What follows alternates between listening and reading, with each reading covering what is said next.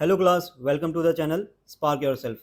तो class fifth video में भी हम first year question bank series को कंटिन्यू करेंगे और इसमें हम बिहेवियर एंड एटीट्यूड चैप्टर के क्वेश्चंस को कवर करेंगे। तो आइए क्वेश्चन नंबर 11 से स्टार्ट करते हैं। The way we interact, manage and deal with our external environment is known as dash skills. आइए हिंदी में समझते हैं। जिस तरीके से हम अपने एक्सटर्नल एनवायरनमेंट यानी कि बाहर के एनवायरनमेंट को यानी कि बाहर के एनवायरनमेंट में लोगों से इंटरेक्ट करते हैं, लोगों को मैनेज करते हैं, लोगों के साथ डील करते हैं, उस स्किल को क्या कहेंगे हम? कौन से स्किल के नाम से जाना जाएगा? आइए ऑप्शन देखते हैं। ऑप्शन ए बिहेवियरल स्किल यानी कि व्यवहारिक skill, option B technical skill, option C musical skill, option D teaching skill. तो देखिए, जब भी हम किसी से बाहर से एक्सटर्नल एनवायरनमेंट लिखा है ना, यानी कि बाहर के एनवायरनमेंट में लोगों से डील करते हैं, उन्हें मैनेज करते हैं, उनसे इंटरेक्ट करते हैं, तो उसे बिहेवियरल स्किल कहा जाता है, यानी कि व्यवहारिक स्किल, व्यवहारिक कौशल। तो क्वेश्चन नंबर 11th का option A is the right answer, behavioural skill. Okay, अब नेक्स्ट क्वेश्चन की ओर बढ़ते हैं। Question number 12, dash is one of the behavioural skill that is required to organise the work efficiently and complete it on time. Hindi में जानते हैं कि वो कौन सी स्किल है जिसके मदद से हम अपने काम को एफिशिएंटली ऑर्गेनाइज कर सकते हैं और उसे समय पर भी कंप्लीट कर सकते हैं। तो देखिए, इसमें काम से रिलेटेड बात हो रही है, वो भी उसको टाइमली मैनेज करने की, अच्छे से मैनेज करने की और टाइम पे कंप्लीट करने की। आइए ऑप्शन देखते हैं। पेंटिंग स्किल्स, नहीं। ऑप्शन बी कुकिंग, नहीं। Option C time management and option D dancing skills. तो इसमें देखिए टाइम मैनेजमेंट से रिलेटेड हो रही है, तो इसमें आप ऑप्शन सी देखेंगे, टाइम मैनेजमेंट ही है।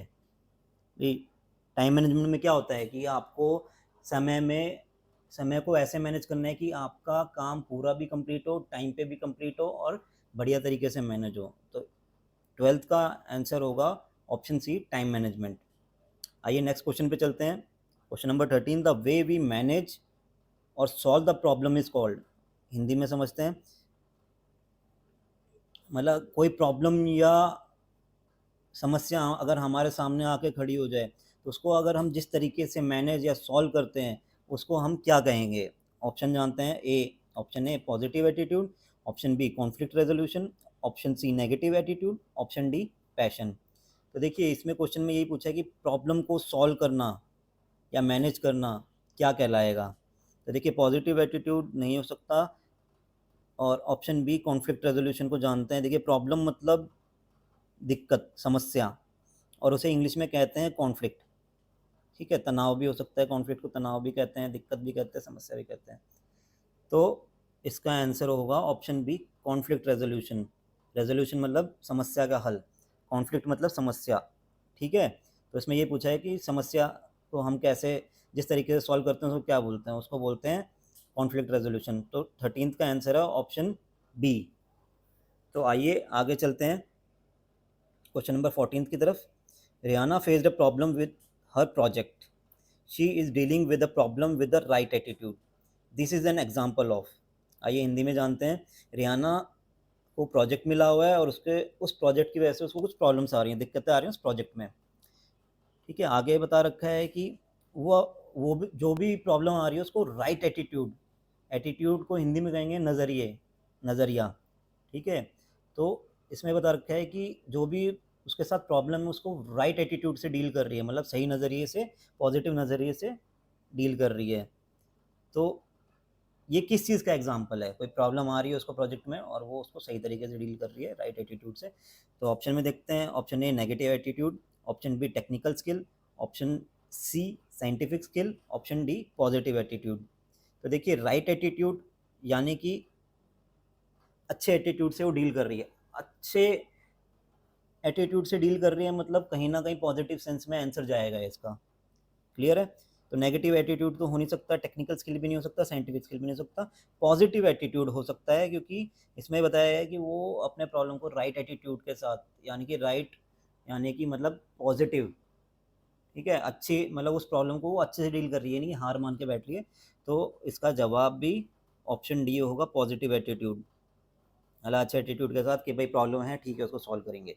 तो क्वेश्चन नंबर 14 का भी करेक्ट आंसर है ऑप्शन डी, पॉजिटिव एटीट्यूड। आइए अब क्वेश्चन नंबर 15 की तरफ चलते हैं। Alapan does yoga in the morning, he follows YouTube classes to motivate himself, this is an example of dash। Hindi में समझते हैं। अल्पन हर सुबह योगा करता है और खुद को मोटिवेट करने के लिए YouTube चैनल पे मोटिवेशनल क्लासेस देखता है। क्लियर है? योगा करता है हर सुबह और खुद को मोटिवेट करने के लिए YouTube पे वीडियोस देखता है मोटिवेशनल। तो ये किस चीज़ का एग्जाम्पल है? ये ऑप्शन ए देखते हैं।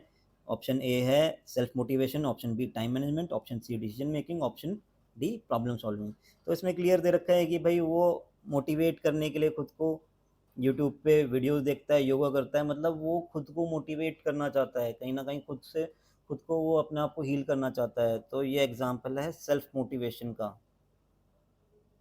क्लियर है? तो option A will be the right answer for question number 15।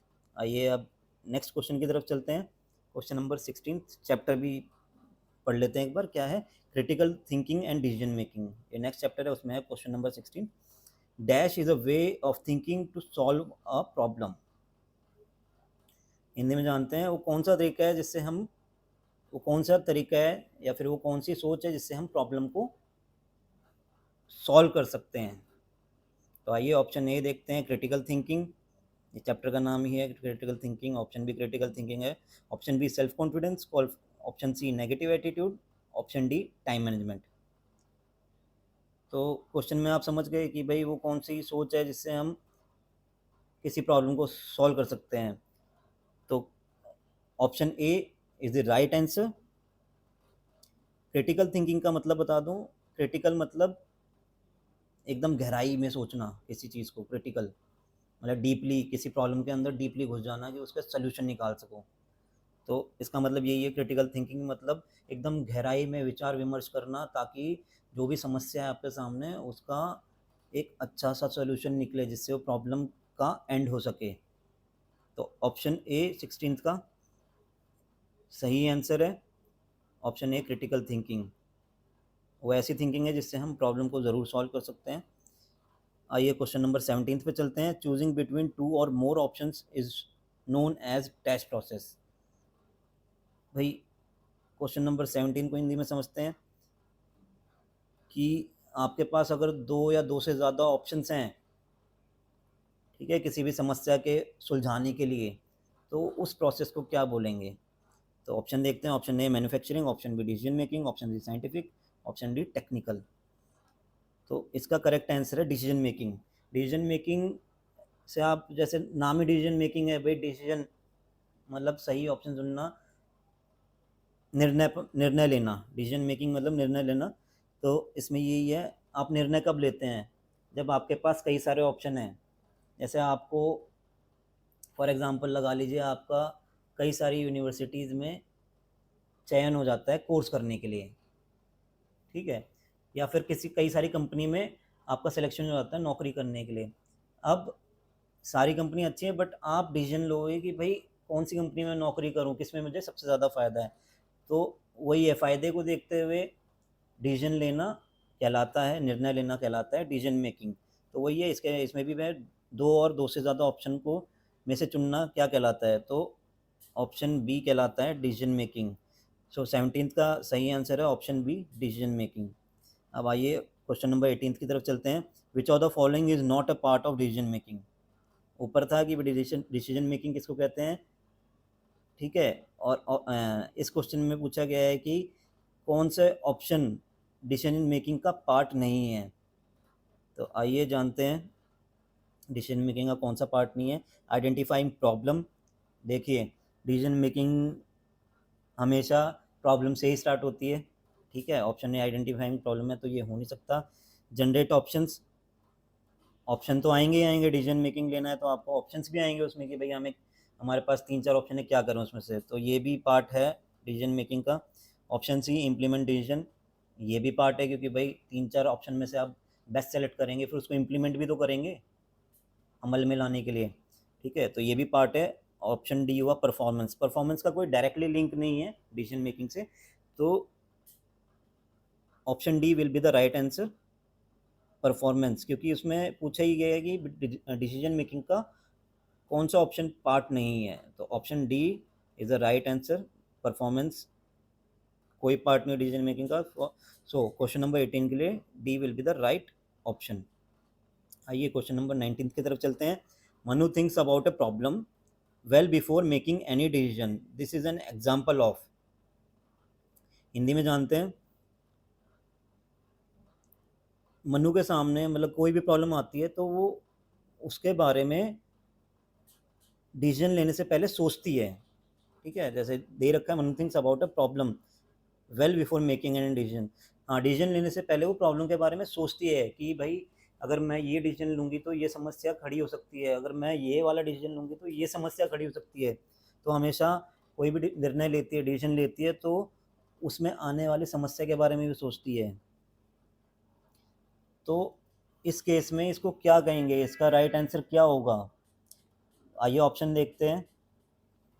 Option A self motivation, option B critical thinking, option C time management, option D logical thinking. तो मैंने बताया था ना, किसी भी समस्या को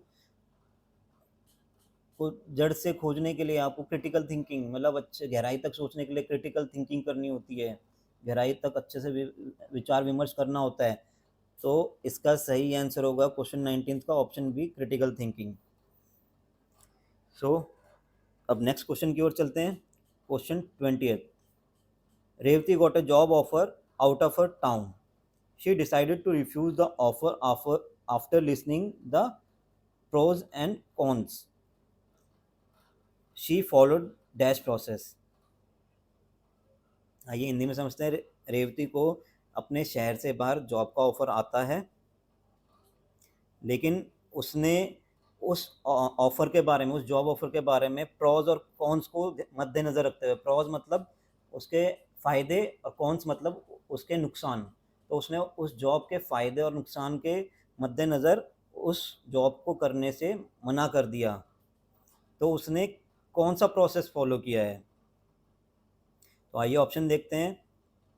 option A decision making, option B positive attitude, option C conflict resolution, option D negative attitude. तो उसने देखिए साफ साफ लिखा है क्वेश्चन में कि उसे जॉब ऑफर मिला शहर से बाहर, लेकिन उसने जो जॉब थी, जो ऑफर लेटर मिला था जिस कंपनी से, उस कंपनी के बारे में फ़ायदे देखे और नुकसान देखे, और उसको लगा कि भाई इस कंपनी को ज्वाइन करने से मेरे को नुकसान ज़्यादा है और फ़ायदे कम हैं। तो उसने उसके मद्देनज़र रखते हुए, नुकसान ज़्यादा होने के चलते उसने उस जॉब ऑफ़र को ठुकरा दिया।